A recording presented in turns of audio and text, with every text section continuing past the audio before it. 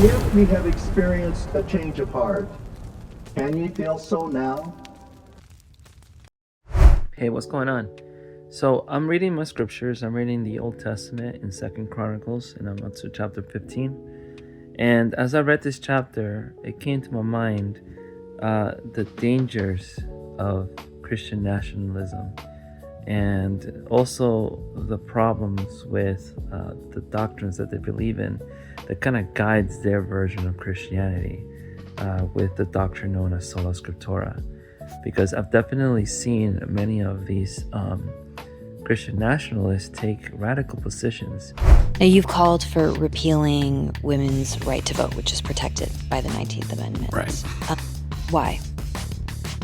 Because it's a good idea. And you gotta ask, well, where do they get them from? Well, the Bible, a lot of times. And this chapter in Second Chronicles chapter 15 is a good example of that.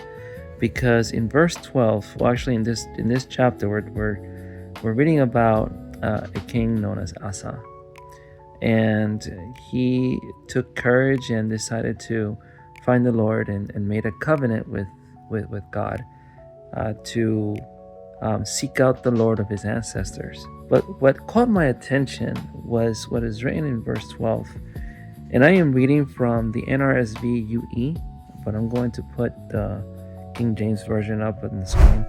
They entered into a covenant to seek the Lord, the God of their ancestors, with all their heart and with all their soul. And whosoever will not seek the Lord, the God of Israel, was to be put to death, whether young or old, man or woman. Now think about it. The reality is that when somebody says they believe in the Bible, or in the whole Bible, it's not really true. Because there are parts of the Bible that people just don't believe in nowadays, or that they won't take seriously, or they won't apply it, right? This guy right here, Asa, definitely did not believe in freedom of religion. And neither did he respect the agency of those that were not into his agenda. And he just went around and just said, okay, you don't want to, follow the God of Israel, you don't want to go in this faith journey with me, or whatever it is I'm doing, off with your head. And later on in the same chapter, we read in verse 17 that the heart of Asa was true all his days.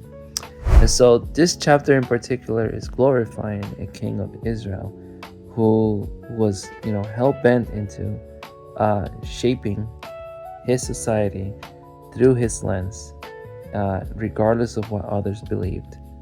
And of course, these accounts were written by scribes that were telling the story. And, as they say, that it is the victors that write down the history.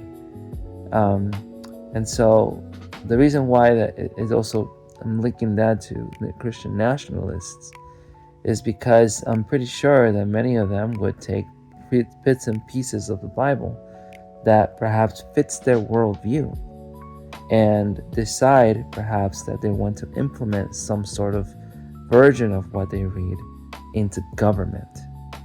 And that's one of the reasons why the leader, the spiritual pastor leader of Peak Headset, I think his first name is Doug, that's one of the reasons why he said that. A lot of the saints, it will be a problem for them to vote in his version of the United States, in which he believes that only the Christians that he believes are Christians should rule. And this is the dangerous part, because this country, we believe in freedom of religion. And so something like this doesn't fit the Constitution. However, they wish to usurp the Constitution and not allow people to follow and worship according to the dictates of their own conscience. So there are good things that can be learned from this chapter in particular. I definitely like verse 7, where it says, "But you take courage, do not let your hands be weak, for your work shall be rewarded." And it's talking about, it's encouraging Asa to go and do something about seeking God And definitely we can take courage and we can learn from these passages. However, you run into some other passages that are perhaps a little bit more colorful and perhaps are not necessarily helpful. But anyways, those are my biblical thoughts for the day. What do you guys think? Comment down below.